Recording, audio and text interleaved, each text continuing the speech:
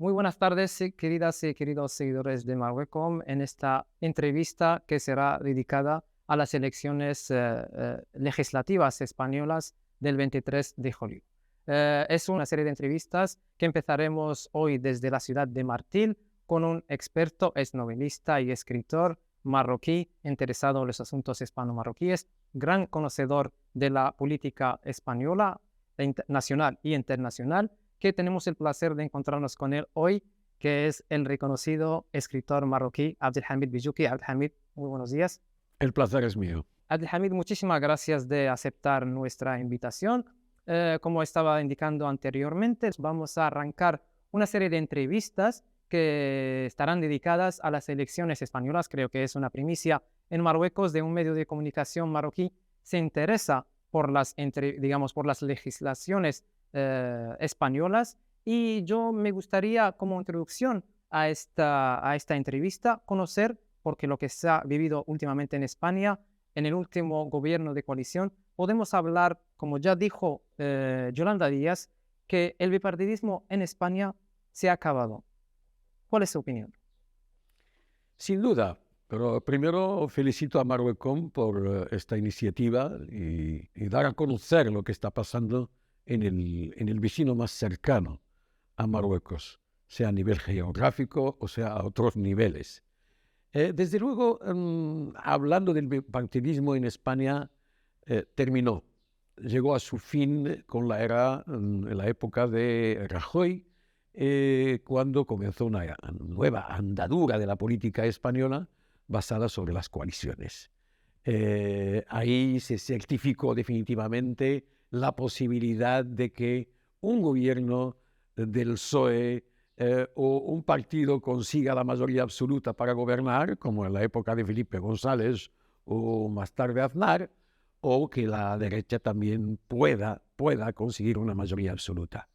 Lo que significa que hoy en día o tendremos en España la continuidad de un gobierno de coalición de izquierdas, desde luego liderado por el PSOE, un gobierno liderado por el Partido Popular, un gobierno de derechas liderado de coalición, liderado por el Partido Popular. Esa es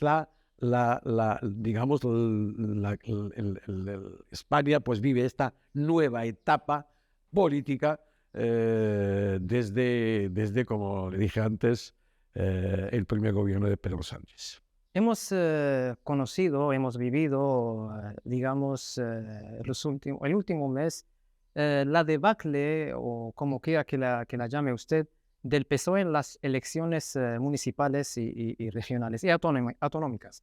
Normalmente yo me gustaría, antes de comenzar, para saber, el probable futuro gobierno español que saldrá de las elecciones del 23 de julio, me gustaría saber su primera lectura a los resultados de las elecciones municipales y autonómicas, y también me gustaría saber su opinión si es una debacle del PSOE o es una debacle de Pedro Sánchez. Sin duda, y hablando, con los números, con los resultados, el Partido Popular esta vez pues superó el Partido Socialista en las elecciones del 28M, autonómicas y municipales, por 700.000 votos. El Partido Socialista ganó entonces, cuando llegó a formar el primer gobierno de coalición, ganó al Partido Popular con 1,5 millones de votos. ¿Eso qué quiere decir? Que el debacle en realidad es un debacle de la izquierda. Hay ciudades, municipios, donde el Partido Socialista se mantiene. El que no se mantiene es el partido a su izquierda con el cual tiene que formar un gobierno de coalición. Hemos visto como Podemos, por ejemplo, que ha sido el partido que inició una nueva era política en España que acabó con el bipartidismo, pues desaparece en Madrid, en su cuna de nacimiento donde nació, desaparece totalmente en Madrid. Ha retrocedido de una forma espectacular en varias ciudades. Y eso lo que supuso a que el Partido Socialista va a perder el gobierno de varias autonomías y varios municipios. También hay que tener en cuenta que en estas elecciones han sido unas elecciones autonómicas y municipales, pero con un sabor de primera vuelta. Parecían unas elecciones de primera vuelta, parecían como si Pedro Sánchez se presenta. Confirma entonces que es como una antesala a las legislativas. Una especie de antesala antes de las elecciones del 23 de julio, que hoy en día convocadas por Pedro Sánchez.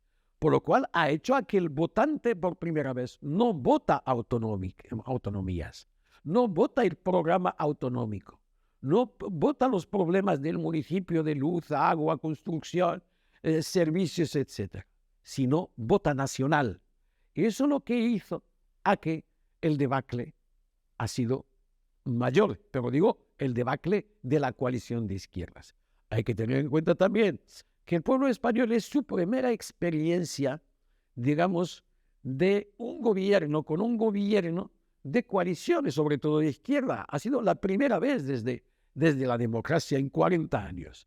Por lo cual, era necesario un tiempo suficiente para que incluso el propio votante español, ciudadano español, se hace con la idea de que en España se puede gobernar en coalición. Estos elementos, estos factores, han sido, a mi juicio, decisivos en este resultado. ¿Continuará lo mismo con las próximas elecciones? Sorpresa del 23 de julio. Eso ya veremos.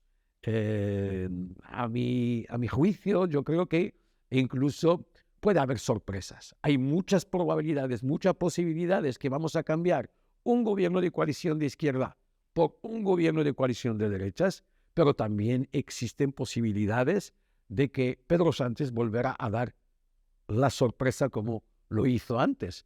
Y lo explicó en su famoso libro Manual de Resistencia. Entiendo de lo que acaba de decir ahora mismo, que por ejemplo, primero, no hay, digamos, certeza de quién, en la actualidad, de quién va a gobernar. Y también me gustaría saber cómo le ha parecido la estrategia de Pedro Sánchez, porque hay mucha gente que dice que es una estrategia. Ni siquiera ha dejado que el PP celebre su triunfo en las elecciones municipales y autonómicas, y al 2 días siguiente, el día siguiente, creo que era un lunes después del domingo del anuncio de los resultados, Pedro Sánchez disuelve las Cortes y anuncia elecciones anticipadas. ¿Cree que es una estrategia que jugará a favor de Sánchez? Sin duda, hay que tener en cuenta que incluso Vox, que es la muleta electoral del Partido Popular, ha retrocedido. O sea, sí, ha ganado, digamos, en municipios, ha ganado la posibilidad de formar gobierno, de ser la llave de formar muchos gobiernos, pero en número de votos ha retrocedido. Y desde luego, Pedro Sánchez ha hecho, a mi juicio, una buena lectura a los resultados. No ha sido una decisión precipitada, como han dicho algunos, en absoluto. Ha sido una decisión meditada. Número uno, el Partido Popular lo toma por sorpresa. La máquina electoral no estaba preparada para el 23 de julio, sino como mucho para septiembre. Cuando dices meditada, quiere decir que Sánchez ya sabía de lo que venía. No creo que Pedro Sánchez no sabía. Si la mayoría de los analistas sabíamos de que va a haber un retroceso del Partido Socialista, no se esperaba, no de la coalición, no se esperaba tanto, pero sí, la izquierda del Partido Socialista vivía problemas internos muy intensos. Estábamos ante la creación de Sumar y casi el comienzo de la desaparición de Podemos, por lo cual eso pasó factura. Se esperaba que esto pase factura en las elecciones del 28M, por lo cual ha tomado una decisión meditada, yo creo que incluso antes de los resultados. Primero, como he dicho, la oposición no está preparada, la máquina electoral no lo tenía preparada, tiene que formar gobiernos de coalición con Vox, y dejar claro que están atrapados en manos de la extrema derecha durante la campaña electoral legislativa. Y también las elecciones van a transcurrir y Pedro Sánchez es presidente desde el 1 de julio del Consejo de la Unión Europea. donde preside a la vez más de 10 comisiones muy importantes. Casi la mayoría se van a reunir en España. Este es un elemento también a su favor. Y, desde luego, la movilización a la izquierda ante el peligro de que llegue, no la derecha, sino la derecha con la derecha extrema, con la extrema derecha, a gobernar. Algo que teme no solamente la izquierda o el votante de izquierda en España, lo teme también algunas derechas muy importantes, como es la derecha vasca, el Partido Nacional Vasco o de Euskadi, el PNV, o la derecha catalana misma. Tienen, desde luego, temor a que llegue la derecha, porque lo que se ha conseguido con Pedro Sánchez en Cataluña, por ejemplo, o en el País Vasco, es muy importante. Se empezó con los gobiernos socialistas, se acabó con Pedro Sánchez, y con Pedro Sánchez hemos visto cómo se está resolviendo el conflicto separatista en Cataluña. Todos estos elementos han sido presentes en tomar la decisión de que las elecciones se convocan para el 23 de julio. Has destacado y has hablado de Sumar. A mí me gustaría ahora abrir un paréntesis y hablar de la coalición de Yolanda Díaz, ¿no? Del partido de Yolanda Díaz, en dos cuestiones. La primera cuestión, ¿cuál es el papel que puede jugar esta coalición o este partido de Yolanda Díaz en las futuras, en las próximas elecciones? Y también, ¿cuál es su lectura de nombrar a Tex-Sidi, una reconocida joven saharaui que ataca a diario en sus cuentas de redes sociales a Marruecos? Mira, yo creo que Sumar, o lo que es la izquierda, el movimiento de izquierda a la izquierda del PSOE, está muy claro que es más que necesario para que Pedro Sánchez pueda formar gobierno de coalición. Pero no solos, como en el gobierno actual, necesita el apoyo de la derecha vasca, del PNV, como actualmente lo es. Necesita también el apoyo de Esquerra Republicana y hasta de Bildu, que es un partido que proviene de ex-etaras, entre comillas, ¿no? Entonces, aquí uno de los elementos flacos que tiene el Partido Socialista y Pedro Sánchez es la debilidad, en cierta medida, y la discusión interna que hay en esta izquierda, en Sumar. Incluso ahora que se ha tomado la decisión de ir a estas elecciones conjuntamente, podemos consumar o podemos incorporar en Sumar, pero siguen las discusiones, además, públicamente, ¿no? Sumar veta, por ejemplo, a que Irene Montero, la actual portavoz de Podemos en el Parlamento, pues pueda estar en las listas, en número, digamos, en una posición de salida de Sumar. Entonces, este es un elemento clave en que quién va. También es clave para la derecha a que Vox mejore sus datos. ¿Hasta qué punto el PP, el Partido Popular, aprovechará de la desaparición de un partido más o menos de centro que es Ciudadanos, que es la desaparición total? Anunciaron que no se presentan a las elecciones legislativas. ¿Y hasta qué punto que parte de Ciudadanos puedan pasar al Partido Socialista, ¿no? Puedan pasar al Partido Socialista, ya que históricamente mucha gente de centro derecha a veces se pasa al Partido Socialista, o viceversa, gente de centro izquierda pasan y votan al Partido Popular. Otros elementos como la asignación de esta señora o otros que pueden de vez en cuando mermar en cierta medida a nivel mediático, incluso el mapa. Crear debate, es para crear debate. Yo creo que eso le beneficia a la derecha en el sentido de que esto le puede afectar al partido en su izquierda, no al votante de derecha necesariamente. O sea, lo que está en juego es parte del votante de izquierda, porque hay que tener en cuenta que el votante de izquierda de hoy no es el votante de izquierda de los años 80.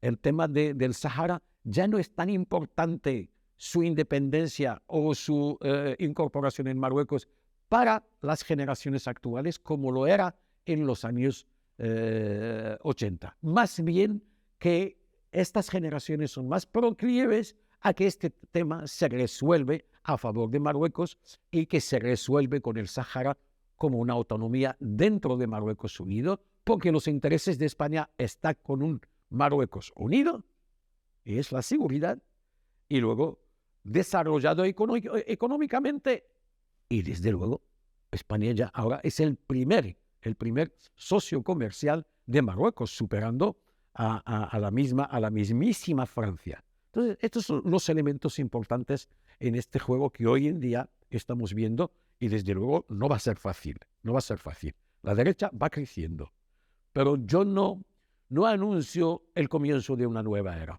como si se quiere vender, una nueva era, digamos, política. O sea, se acaba la era de izquierdas y ahora viene...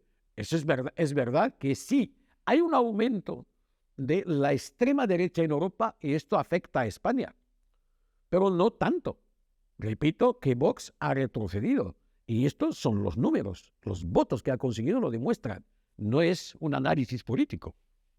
Es muy interesante que hables de números, que hables de datos, que hables de encuestas, posibles ganadores y posibles perdedores, y hablaste también del tema del Sáhara marroquí, ¿no? Entonces, en este caso, hay alguna ambigüedad, ¿no? Se respira en los medios marroquíes de que, y al igual Feijóo, presionado por su probablemente coalición de extrema derecha, puede retroceder en el, digamos, el reconocimiento al plan de autonomía marroquí, como hizo Pedro Sánchez. Pedro Sánchez, como todos sabemos, hizo un paso histórico de que España reconociera el plan de autonomía marroquí como la base más seria y creíble para la resolución, y realista para la resolución del conflicto del Sáhara, que probablemente es el mejor, digamos, para esta zona. Y normalmente ahora ahí se respira, no sé, puedo llamarlo miedo, pero me gustaría saber su evaluación de que en caso de que Feijóo sea, y hay posibilidades de que Feijóo sea el próximo jefe de gobierno español, ¿cuál cree que será su posición referente al Sáhara? Mira, yo creo que una decisión como la decisión que ha tomado Pedro Sánchez no era una decisión para pensar de que ha sido tomada de repente, sin ningún apoyo desde todos los estamentos del Estado español. Una decisión como esta no es un juego. Y ese tipo de decisiones suelen ser decisiones que se puede decir claramente de Estado. Y lo demuestra todos los análisis que se han hecho incluso desde el 2014 en el propio laboratorio del Estado español, que es el Instituto del Cano, donde exministros de derecha y de izquierda dejaron muy claro que el futuro es Marruecos, y si el futuro es Marruecos, el futuro de Marruecos es importante para España y desde luego su unidad nacional. Entonces, aquí tenemos una decisión que no es viable, por mucho que de vez en cuando podemos ver alguna salida de tono por motivos electorales, no es viable a que un estadista, un político estadista y hombre de Estado como Feijóo, y eso está más que demostrado, es heredero directo del fundador del Partido Popular, que se llamaba entonces Alianza Popular. O sea, llegó a la presidencia de Galicia después de Manuel Fraga, que es el fundador del Partido Popular, y gobernó 4 legislaturas, ni 2 ni 3, y con mayoría absoluta. Y tiene fama de ser un hombre de centro y un hombre muy calculador, muy frío, como son los gallegos, digo, fríos en el sentido político de la palabra, no humano, ¿no?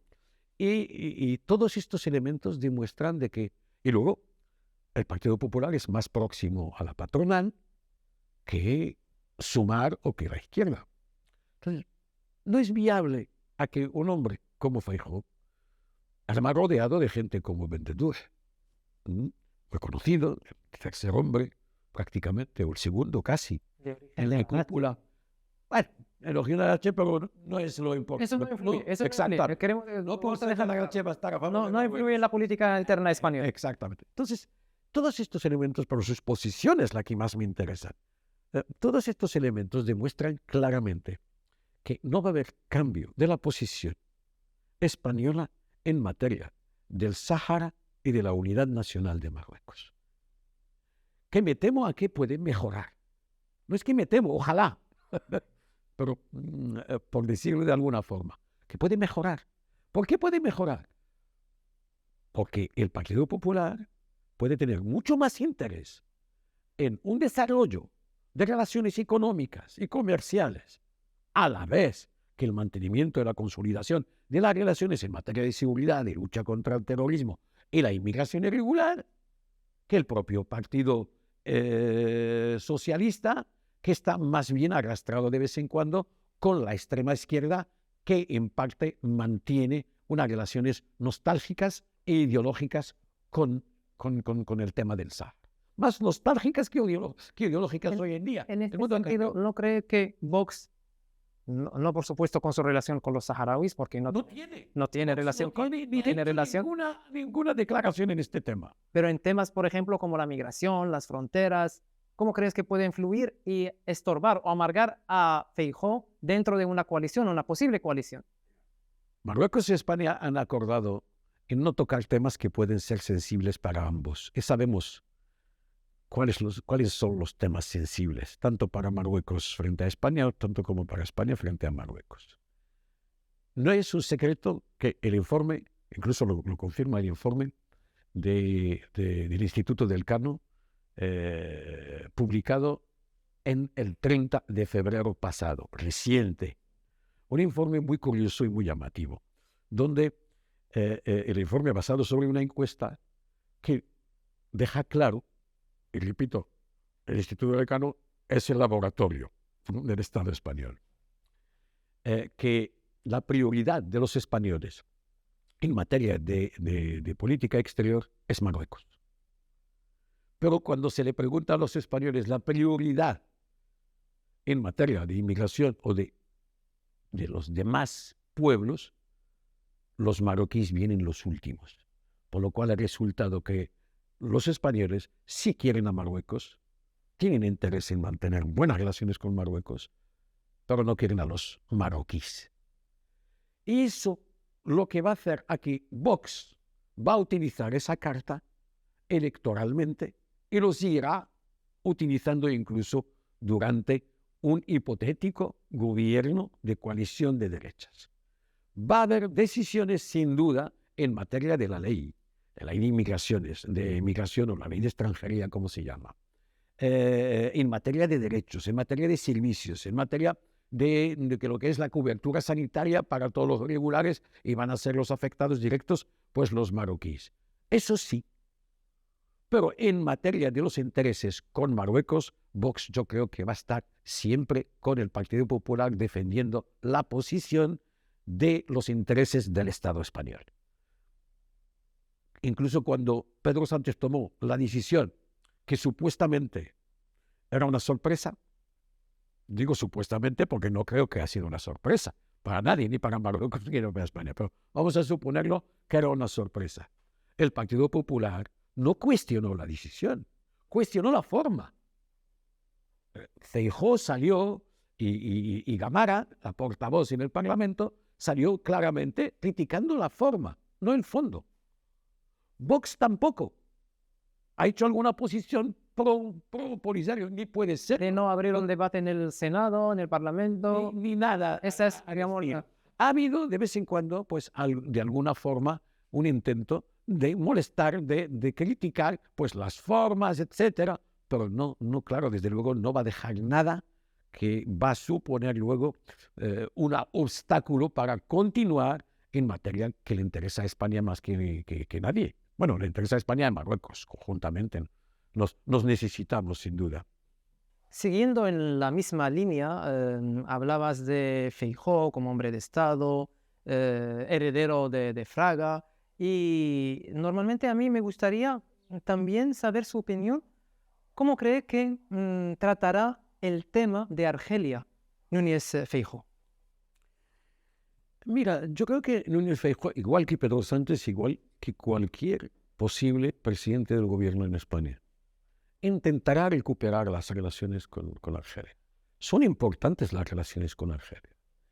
Y desde luego hará lo posible, sobre todo si cambia el gobierno, pues habrá más posibilidad a que se recuperen las relaciones, porque a Argelia no le interesa tampoco estar en este estado de aislamiento. España es un país importante en la Unión Europea y para los intereses de Argelia. Pero la pregunta que se hace, ¿eso se va a hacer a cambio de que España cambie su postura en materia del Sáhara marroquí y su posición en su día manifiesta por Pedro Sánchez? No, para mí un no rotundo, no puede ser. Desde luego habrá otros cambios en la relación entre los dos países. Hay muchos intereses. La balanza de exportación e importación entre Argelia y Marruecos, entre Argelia y España, desde la crisis entre Argelia y España, pues ha cambiado bastante. Aquí incluso Argelia pues, se ha perjudicado de esa situación o estas relaciones más bien congeladas entre ambos países. Y desde luego lo intentará. Y Pedro Sánchez hizo lo mismo, incluso después de su posición a favor de Marruecos. Lo intentó, mandó mensajes claramente. Y hoy en día, preparándose para la presidencia del Consejo de la Unión Europea, pues manda mensajes, porque claro, lo manda ya desde la posición de presidente de turno durante 6 meses del Consejo de Europa en la Unión Europea. Entonces yo creo que es una posición normal, un intento normal que lo va a hacer cualquier presidente del gobierno español. Y yo digo que también marroquí. A nosotros nos interesa, a Marruecos le interesa recuperar las relaciones, pero no a cambio de nuestra soberanía ni ningún otro interés vital para Marruecos. Pero sí, lo mejor que podemos desear, que las relaciones entre Marruecos y Argelia que se mejoren y que Argelia intente entender el actual, digamos, juego geoestratégico en la zona, ¿no? Me llama muchísimo la atención de que usted es también un marroquí residente en España, haces parte de la comunidad marroquí residente en España. Sabemos que hay muchísimos marroquíes que tienen la doble nacionalidad, española y marroquí. ¿Cómo puede jugar el papel o qué papel puede jugar los marroquíes de doble nacionalidad en las próximas elecciones? Podemos llamarlos como un soft power, un poder blando, ¿no? ¿Pueden, digamos, inclinar la balanza de un lado a otro? Buena pregunta. Y antes de responder a esa pregunta, yo creo que es muy importante mencionar que el millón pasado ya de marroquíes residentes en España han jugado y han influido mucho en el cambio de la posición de parte importante de la población española en materia del Sáhara. Los españoles empezaron a conocer el tema del Sáhara, el tema de Marruecos, la soberanía marroquí, las relaciones, mejor desde que se instalaron ahí la inmigración marroquí y se integró en todos los niveles. Hay buenos economistas, buenos médicos, buenos novelistas, buenos artistas, incluso el artista de rap, el Morad, que es el más famoso en España hoy en día, pues es marroquí, afincado en Cataluña, Najet El Heshmi en Barcelona, Cataluña también, etcétera, etcétera. Es un papel importante. Ahora, traspasar ese papel a lo electoral, a lo político. Todavía seguimos viendo una participación mínima de los marroquíes en las elecciones, digamos, como actores, excepto algo en Cataluña, en el País Vasco, pero mínimo. Esta reticencia es de la propia clase española que teme perder votos si pone en sus filas un marroquí o, para decirlo de una manera, entre comillas, un moro. En materia de voto, digamos, de participante activo, sino, bueno, pasivo, votando, ¿no? Hay ahí dos elementos. Primero, los nacionalizados en España no superan creo que pasan ahora de 50.000, del millón 50.000 nacionalizados y repartidos, por lo cual su influencia en el voto no va a ser, bueno, no es que no va a ser, es insignificante. ¿Ah?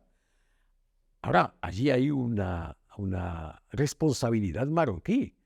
El gobierno marroquí, lamentablemente, no quiso firmar una propuesta de un convenio bilateral entre España y Marruecos para que los 2.000 o 4.000 españoles aquí pueden votar en nuestras elecciones en Marruecos y los residentes marroquíes en España, que son 1.000.000, puedan participar y votar en España. Entonces hubiera habido una influencia bastante, mucho mayor que lo que pueden tener hoy en día.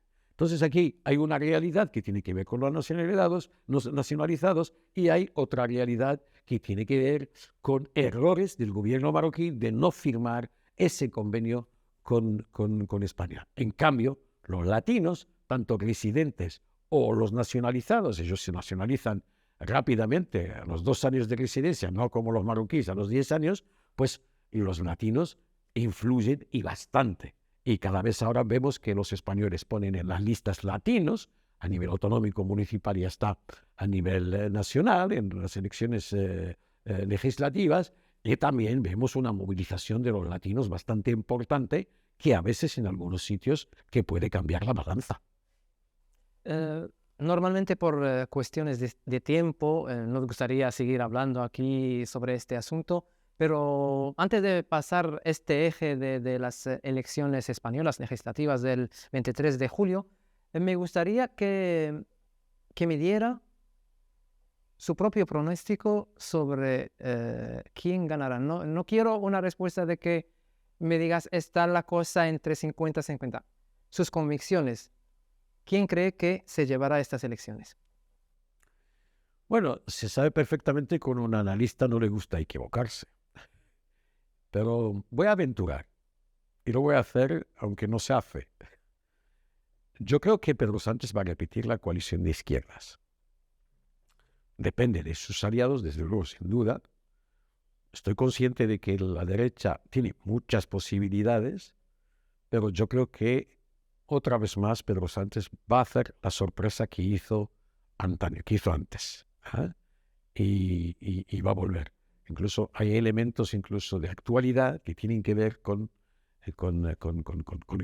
este cambio de ciclo, pero no es un cambio de ciclo político como pretende ahora vender el Partido Popular. Por lo cual, pues apuesto y digo que sí, que la coalición de izquierda va a ser posible que repita. Y si me equivoco, me lo tengo que comer con patatas. Es como una quiniela, hay que jugarla, ¿no? Sí, por eso digo, eso no es análisis, es más bien quiniela, pero basada sobre algo de análisis. ¿Ah? Para ganar hay que jugar, como se dice. Exactamente. Antes de cerrar esta entrevista, por supuesto, yo tengo que aprovechar la oportunidad para que me hablaras de su último bebé, ¿no? Que es el novio de la muerte.